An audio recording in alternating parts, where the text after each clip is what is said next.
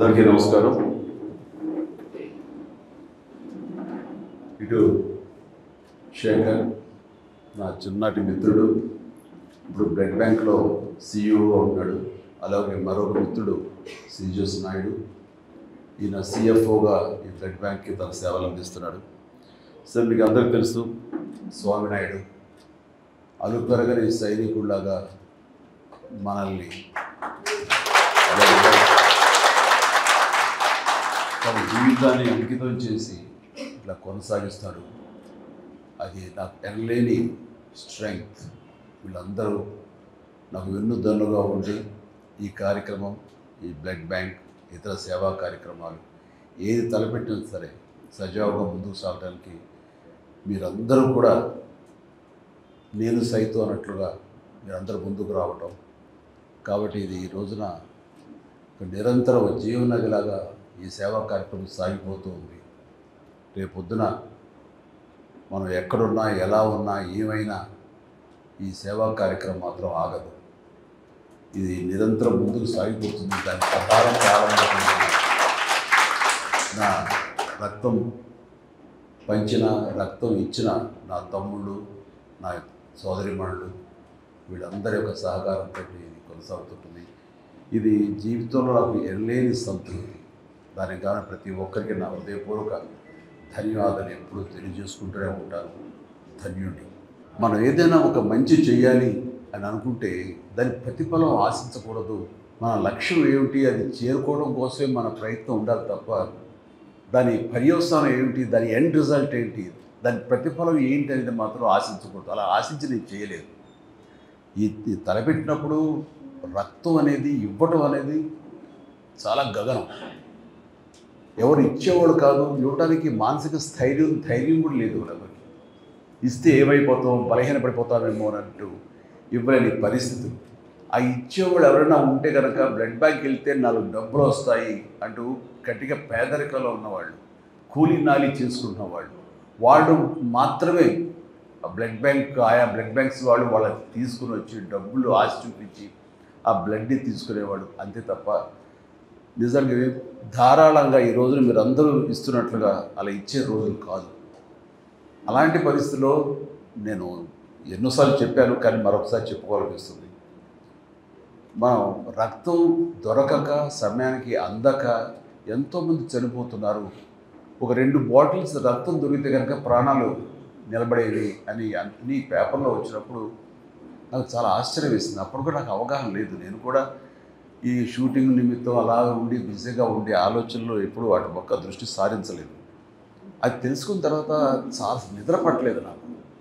Accidents అయ్యి కానీ, delivery సమయంలో అధిక రక్తస్రావం జరిగి కానీ, తలసేమియా వ్యాధిగ్రస్తులు కానీ, లుకేమియా వ్యాధిగ్రస్తులు కానీ ప్లేట్లెట్స్ లేక చనిపోతున్నారంటే నాకు చాలా బాధ అనిపించి, మనకి ఎంతోమంది అభిమానులు ఉన్నారు. వీళ్ళందరూ తలుచుకుంటే కనుక ఇది ఒక దేదీప్యమానంగా ముందుకు సాగిపోతూ ఉంటుంది. రక్తం లేని కొరత కొంతవరకైనా మన రాష్ట్రంలో తగ్గించే అవకాశం ఉంటుంది. అంత పొటెన్షియాలిటీ ఉంది, అంత శక్తివంతులు వీళ్ళు అన్గైడెడ్ మిసైల్స్ లాంటి వాళ్ళు. వీళ్ళని గైడెడ్ అంటే సరైనటువంటి సక్రమంగా మార్గం చూపగలిగితే కనుక వీళ్ళందరూ కూడా అద్భుతమైన సమాజ సేవకులు అవుతారన్న స్ఫురణకు రావటం. నేను కొంతమంది మిత్రులతోటి వాళ్ళతోటి బ్లడ్ బ్యాంక్ స్థాపించాలి అంటాం.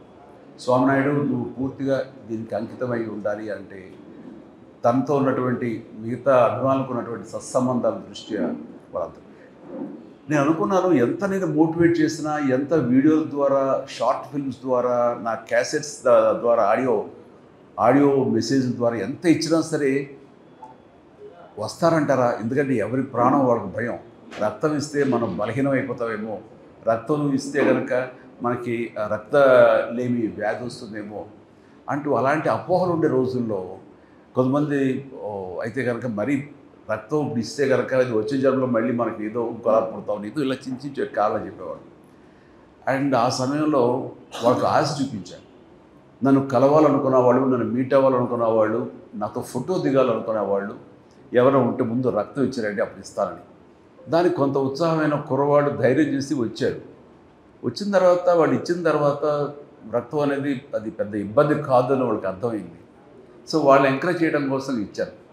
వాళ్ళ సరదా తీరిపోయింది. మళ్ళీ నెక్స్ట్ ఇస్తారంటారా వాళ్ళు వచ్చి? ఎవరేమో.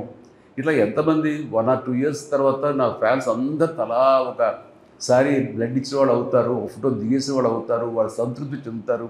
ఆ తర్వాత ఇది కొనసాగాలంటే ఎంత కష్టం కదా అనే డౌట్ ఉండేది నాకు. కానీ నా డౌట్ని పటాపంచలు చేస్తూ ఒకసారి ఇచ్చిన వాళ్ళు ఈ రోజులో మీలో ఉన్నారు. అట్లాగా 25 సార్లు, 30 సార్లు, 100 సార్లు, 150 సార్లు ఇవ్వడం జరుగుతుంది అంటే కనుక మీరందరూ ఆ సేవా కార్యక్రమంలో ఉన్నటువంటి ఆ మాధుర్యాన్ని, ఆ సంతృప్తి అది అందరూ అనుభవిస్తున్నారు కాబట్టి ముందుకు వచ్చి ఇంకా ఇది ఇలా కొనసాగుతుంది. అదే దృష్ట్యా నేను కూడా ఈ సేవా కార్యక్రమాలు చేస్తూ ఉన్నాను, ఇంకా కొనసాగిస్తున్నాను. నా తర్వాత చరణ్ అదే విధంగా తను కొనసాగించాలనుకుంటున్నాడంటే కనుక అందులో ఉండేటటువంటి సంతృప్తి అంతా ఇంత కాదు. ఏదైనా సరే నేను ప్రతిఫలం ఆశించకూడదు, తిరిగి ఇలా బౌన్స్ బ్యాక్ అయి వస్తుంది, మనం మంచి చేస్తే మంచి వస్తుంది, చెడు చేస్తే చెడు వస్తుందని ప్రగాఢంగా నమ్మేవాడిని. కానీ అది ఆశించి కాదు, మన ధర్మంగా నేను నెరవేర్చుకుంటూ వెళ్ళిపోతుంది. సమాజం నాకు ఇంత ఇచ్చినప్పుడు ఈ సమాజం రుణం ఏమిచ్చి తీర్చుకోవాలని ఉత్తమ మాటలు అంటాం కాదు, ఇలా ఇచ్చి తీర్చుకోవాలనేది నేను ప్రాక్టికల్గా చేస్తాను. ఇందాక అమర్నాథ్ రెడ్డి అన్నట్లుగా ఏదైనా సరే చేసి ఆ తర్వాత చెయ్యండి అని చెప్పడం అనేది కరెక్ట్. ఎందుకంటే మనం ఎవరైనా వైపు ఇలా చూపిస్తున్నప్పుడు 3 ఏళ్ళు మన వైపు చూపిస్తుంటాయి. కాబట్టి నువ్వేం చేసావు సమాధానం చెప్పు అన్న దానికి సమాధానంగా నేను ప్రారంభించి ఆ తర్వాత చెయ్యండి అంటారు. నాకు ఒక గట్ ఫీలింగ్ ఉంటుంది, నాకు ఒక ధైర్యం ఉంటుంది. సో అలాగే నేను చేయడంలో కృతకృత్యుని అయ్యాను ఈ రోజున.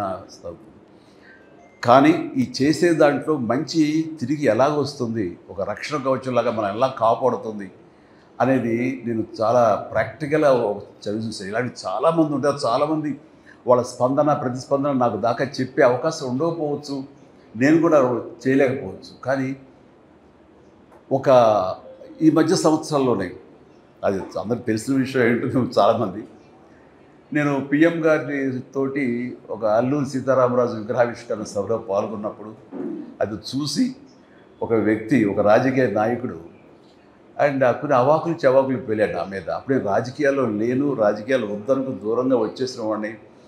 అయితే నా మీద ఏదో గౌరవంతో నన్ను ఎంకరేజ్ చేయాలనో, లేకపోతే ఆ జిల్లా వాడిని కాబట్టి, పశ్చిమ గోదావరి జిల్లా వాడిని కాబట్టి, అక్కడ ఒక సెలబ్రిటీని కాబట్టి నన్ను అక్కడ ఆ కార్యక్రమంలో నన్ను కూడా అక్కడ పార్టిసిపేట్ చేసిన అవకాశం ఇద్దామనో ఏదో ఆయన పిలిచారు. సరే వెళ్ళారు. కానీ ఆ సదరు వ్యక్తి నా మీద అవాకులు చవాకులు మాట్లాడు, దానికి అర్థం లేదు, ఏమీ లేదు. నేను ఒకటే, అది నేను కానప్పుడు అది నన్ను అంటదు, నన్ను తాకదు, నేను ఫీల్ అవ్వను. ఆ అన్నవాడి నోరే అది అతని స్వభావం. సో నా స్వభావం ఏంటంటే నేను అలాంటి వాటికి స్పందించను, ఏమి చేయను. కానీ నన్ను ప్రేమించే వాళ్ళు స్పందించకుండా ఉండరు. వాళ్ళ స్పందన ఎలా ఉంటుంది అంటానికి ఈ ఉదాహరణ చెప్పాలనుకుంటున్నాను. అదే వ్యక్తి ముంపు గ్రామాలకి ఈస్ట్ గోదావరికి వెళితే ఒక ప్రౌఢ ఒక అమ్మాయి, బిడ్డ తల్లి, ఒక మోదుగురు రైతు ఫ్యామిలీ లాగా ఉంది, రిచ్ ఫ్యామిలీ. ఆ అమ్మాయి ఆ వ్యక్తిని నానా దుర్భాషలు ఆడుతూ ఏకంగా తిడుతూ ఉంటే తలంచుకుని అలా కాము వెళ్ళిపోతున్నాడు చిన్న పడవలో. మళ్ళీ తిరిగి వస్తావు కదా, నేను ఎంత చూస్తాను అని మాట్లాడుతుంటే నేను ఎవరో నాకు ఆ క్లిప్పింగ్ ఎక్కడో నాకు తారసపడి నేను చూశాను.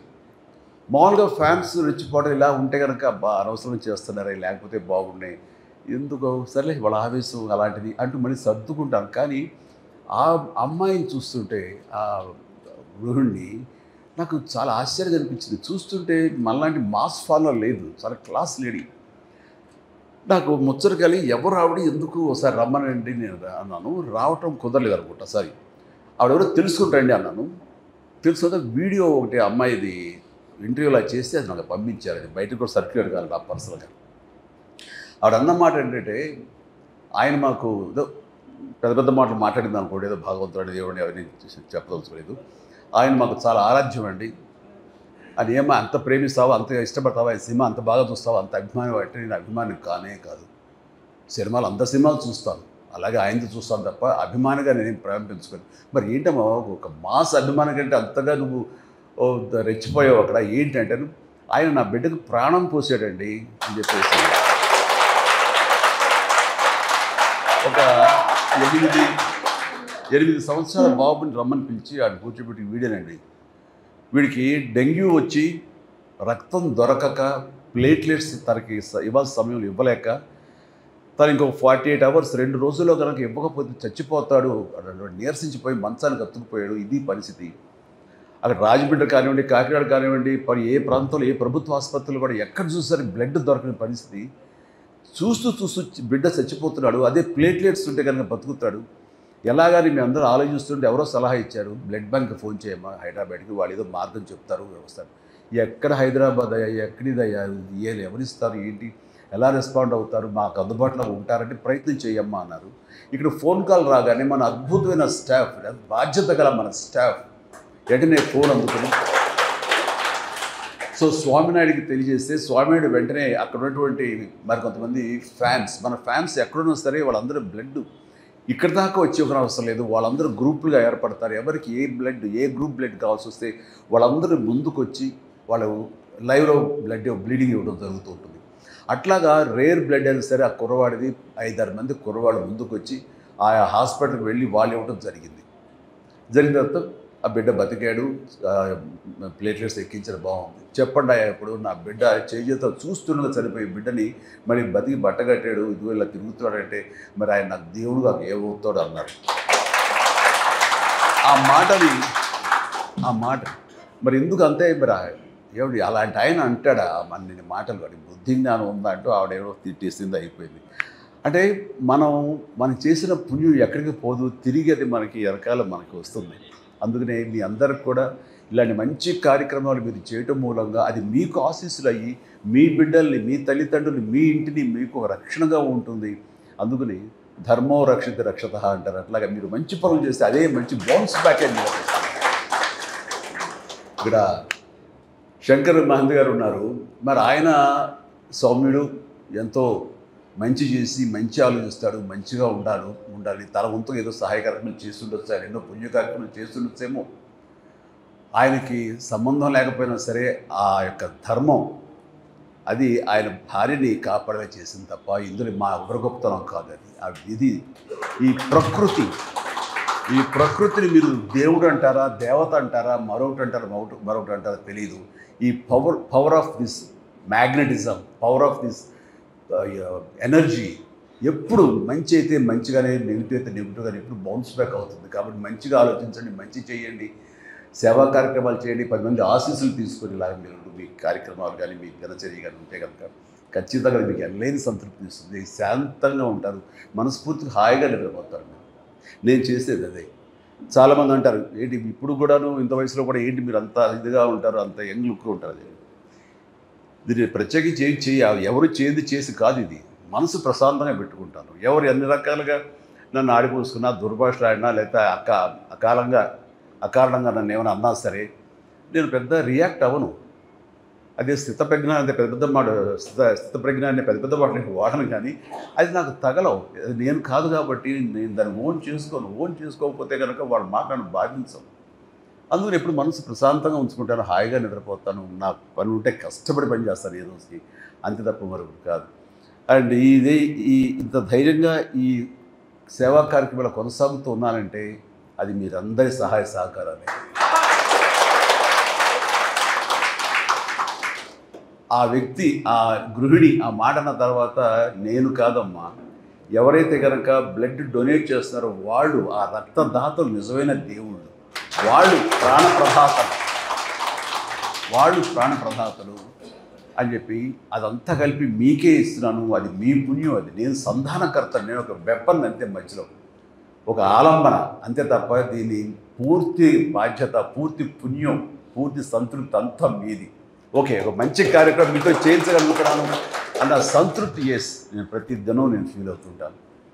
అండ్ ఈ కార్యక్రమానికి ప్రత్యేకించి మనం ఇలా మంచి పనులు చేస్తుంటే నా స్నేహితులు ఇద్దరు సిటీఓ గాను, ఈయన ఒక చార్టెడ్ అకౌంటెంట్గా ఉండి తన స్కూల్స్ ఉండి ఆయన ఎడ్యుకేషనిస్ట్గా ఉంటూ ఇప్పుడు ఈ కార్యక్రమం చేస్తుంటే మాకు ఏదో జీవితకాలం అంతా ఏదో ఒక ఇలాంటి కార్యక్రమాలతో చేసుకుంటూ వచ్చాం, కానీ ఒక సంతృప్తి అనేది తెలియదు. నేను చెప్పాక సంతృప్తి, ఆ సంతృప్తి కోసం మేము పరితపిస్తున్నాం, ఏం చేయాలో తెలియట్లేదు. ఇక్కడ ఏదైనా ఒక పని ఉంటే చేస్తాం మాకు అని అన్నాను. ఇప్పుడు మీరు చాలా పెద్ద పెద్దోళ్ళు అయ్యా, ఇప్పుడు మిమ్మల్ని పోషించేంత శక్తి బ్లడ్ బ్యాంకు లేదు, మీరందరూ లక్షల్లో సంపాదించుకున్న వాళ్ళు, అది ఏదంటే చిచ్చి డబ్బు ప్రసక్తి కాదు, మేము సంపాదించుకున్న మాకు చాలు, ఇక్కడ ఉండి ఫ్రీ సర్వీస్ ఆనరీ జాబ్ ఏదో ఒకటి ఇస్తే కనుక ఫ్రీ సర్వీస్ చేస్తామంటూ ఇటు శేఖర్ కానీ, ఇటు స్వామినాయుడు కానీ, మన నాయుడు కానీ వీళ్ళందరూ ఉన్నారు. అంటే ఇది ఈ పుణ్యంలో మా వంతు కూడా మేము సైతం అంటే వాళ్ళు ముందుకు వచ్చారు. వీళ్ళందరినీ మీ సభాముఖంగా నేను మనస్ఫూర్తిగా అభినందిస్తున్నాను. సో ఈ రోజున మీరు అందరూ వచ్చారంటే ఏం ఆశించి వచ్చి ఉంటారు? వీళ్ళలాగానే ఇందులో కూడా మనం పార్టిసిపేట్ చేయాలి. మన ఆప్త అమెరికన్ ప్రోగ్రెసివ్ తెలుగు అసోసియేషన్ ఆ సంస్థ వాడు 3 రోజులుగా సదస్సు నిర్వహించారు. అందులో లాస్ట్లో నేను వెళ్ళటం జరిగింది. వాళ్ళందరూ కూడా నేను అదే వాళ్ళకి చెప్పేది, వాళ్ళల్లో ప్రత్యేకించి నేను సినిమా యాక్టర్గా ఉన్నవాడిని, కొద్ది కాలం పాటు పొలిటికల్గా ఉన్నా సరే కార్పొరేట్ సంబంధించినటువంటి ఆ యంగ్ ఎంటర్ప్రినర్స్ సంబంధించినటువంటి సదస్సులో నేను ఏం మాట్లాడగలను? ఎంటర్ప్రినర్షిప్ కానీ కార్పొరేట్ అని అంటే వీటికి సరైన స్పెల్లింగ్ కూడా తెలియదు నాకు. నేను పూర్తిగా వ్యాపారాలు కానీ వీటికి కానీ చాలా దూరంగా ఉంటాను. కానీ నన్ను పిలిచారు కరెక్టేనా అని అన్నప్పుడు నేను వాళ్ళ దగ్గరికి వెళ్ళినప్పుడు ఒకటే మాట్లాడారు. నాకు ఇందాక వస్తూ గూగుల్ చేశాను, ఏంటి యంగ్ ఎంటర్ప్రినర్షిప్ అంటే ఏంటి, లక్షణాలు ఏంటి, ఎలాగా అనే దాని మీద తీసుకుంటే కొన్ని పాయింట్స్ ఉన్నాయి.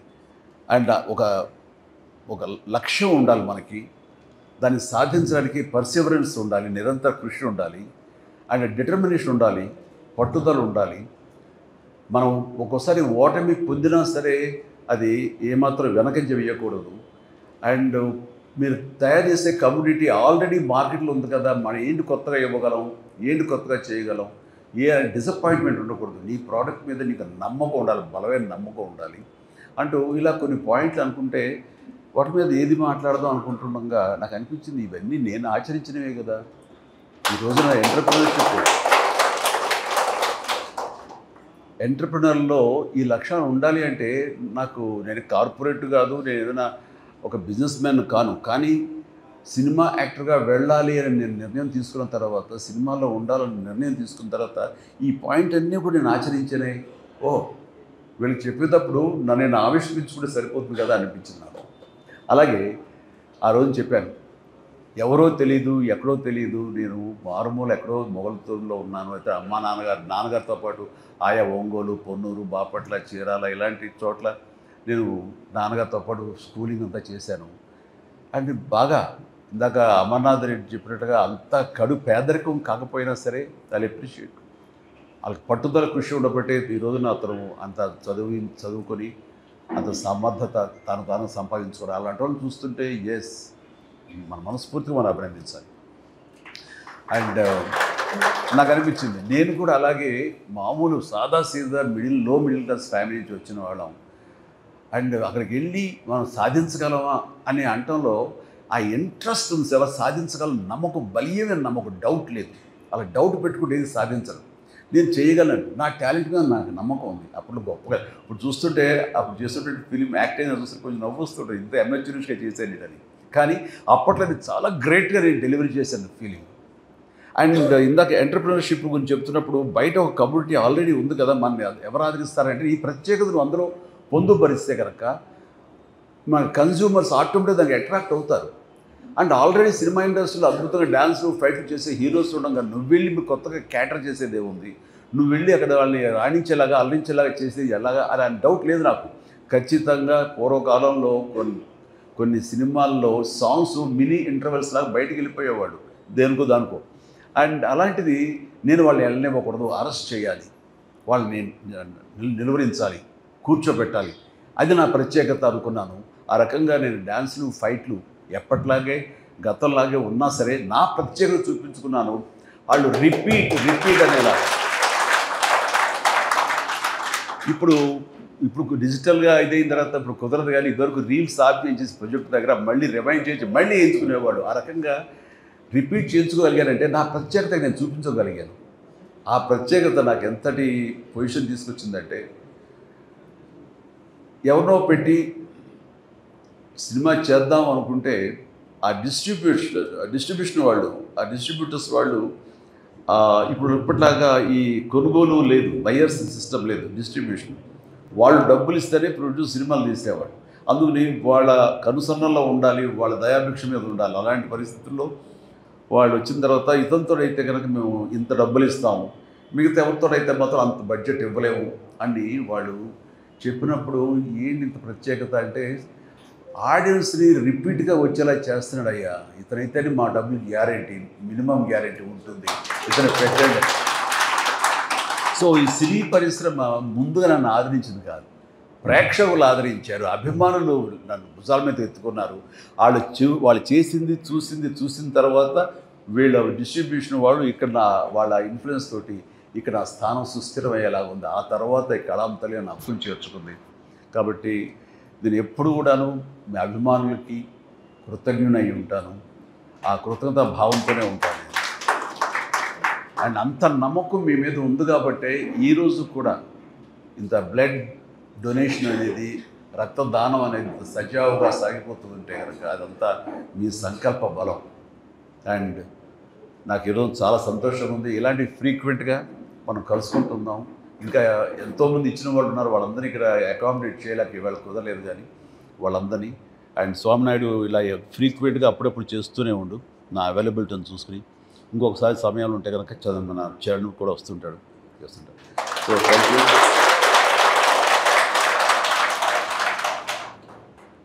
ఇలాగా